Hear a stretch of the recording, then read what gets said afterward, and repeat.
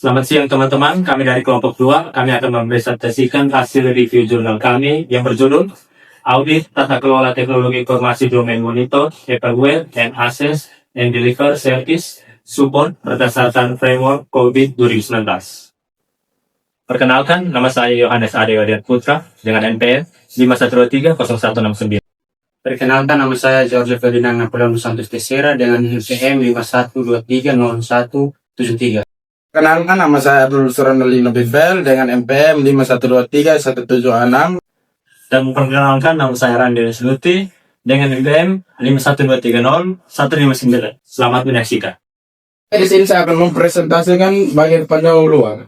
Yang pertama, membahas tentang pentingnya peran teknologi informasi bagian perusahaan atau institusi dengan skala wirausaha.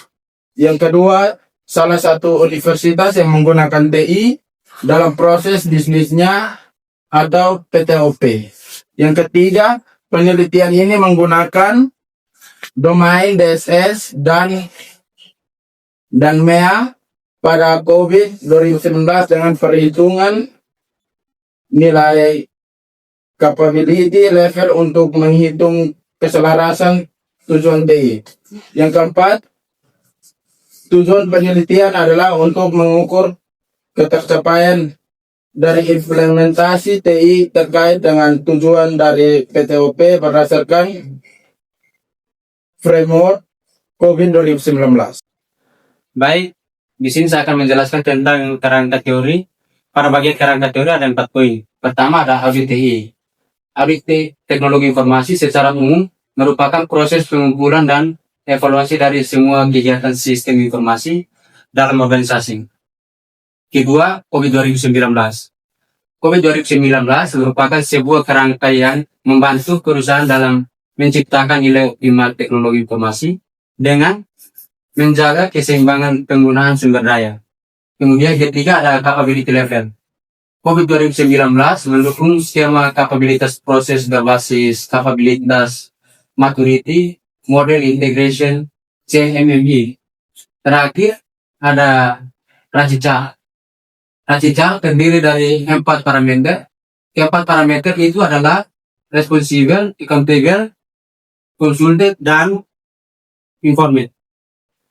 Dari baik, selanjutnya saya akan menjelaskan materi tentang metode penelitian. Metode yang digunakan pada penelitian ini adalah metodologi kualitatif dan kuantitatif.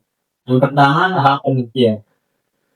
Perencanaan, pengelitian desain, workflow, wawancara, pengolahan capability level, analisis data, representasi data. Yang kedua, metode pengumpulan data. Metode pengumpulan data yang digunakan dalam penulisan tugas akhir ini adalah sebagai berikut. Pertama, studi literatur. Penelitian ini dilakukan dengan mencari mengumpulkan data, informasi, dan bahan-bahan yang diperoleh dari buku, literatur, dan artikel terkait metode COVID 2019. Itu governance, metode penelitian, pengolahan data, dan sebagainya. Yang kedua, studi lapangan. Studi lapangan yang dilakukan untuk memperoleh data sekunder yang menggunakan referensi berupa rencana strategis PTOP 2015 sampai 2019. Sedangkan untuk memperoleh data primer dilakukan menggunakan teknik wawancara. Selanjutnya, ada pengolahan data. Penelitian ini menggunakan tools atau alat yang sudah disediakan langsung dari COVID 2019 bernama Design Toolkit untuk mengolah data primer. Selanjutnya, saya akan menjelaskan di bagian hasil yang terbahas. Yang pertama, pengolahan data. Pengolahan data faktor desain. Pengolahan data faktor desain ini menggunakan 4 langkah dari desain workflow. Berikut ini penjabarannya. Yang pertama, pemahaman konteks dan strategi PTOP. Berdasarkan data utama, langkah pertama adalah menggunakan data utama dan data tambahan atau DESA untuk memahami strategi, tujuan, risiko, TI, dan isu-isu terkait TI PTOP. Yang kedua, penentuan inisial scope dan sistem tata kelola. Dapat dilihat pada 2 gambar berikut, yaitu tabel hasil data primer faktor desain 1 sampai 4 dan gambar grafik nilai prioritas sementara pada manajemen objektif domain, DSS, dan MEA. Selanjutnya, perbaikan hidup sistem tata kelola dan simpulan desain sistem dan pilihan pada kesimpulan nilai. Prioritas manajemen objektif dan grafik, simpulan nilai akhir prioritas, DSS, dan MEA. Selanjutnya, yang kedua yaitu pengolahan dan aktivitas. Hasil wawancara digunakan untuk menentukan capability level 1. Wawancara dilakukan pada narasumber tertentu, menggunakan aktivitas yang dimiliki manajemen objektif, domain MEA dan DSS pada COVID 2019. Dapat dilihat pada tabel 6, data terkait aktivitas MEA 01 level 2.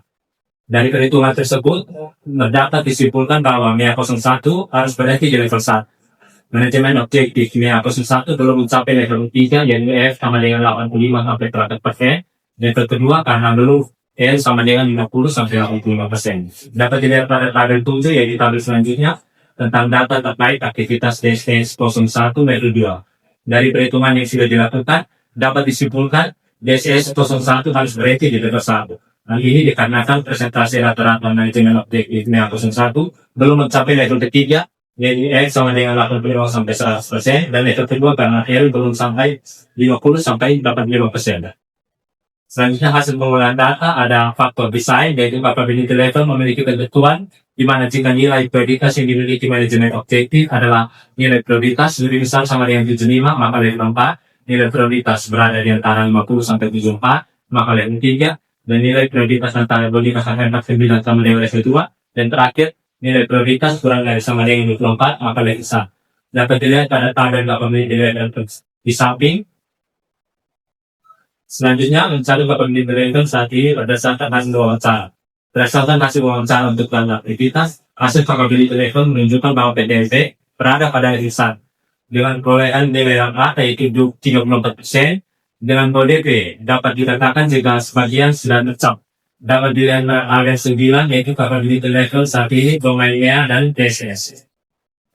Selanjutnya, pada dalam hasil audit tahun 2013 oleh PDLP pada tahun 2013, seperti diumumkan pada tahun 10, didapatkan hasil bahwa tata kelola teknologi informasi PDLP yang berjalan dalam kerjaan pengabdian yang terpusat, masing-masing fakultas mempunyai sistem informasi dibangun secara mandiri, sehingga relatif data mengalami kesulitan dan laporan pada tingkat eksekutif yang belum diubah optimal. Dapat dilihat pada tahun 10 perbandingan lulus tata kelola di tahun 2013 dan tahun 2019.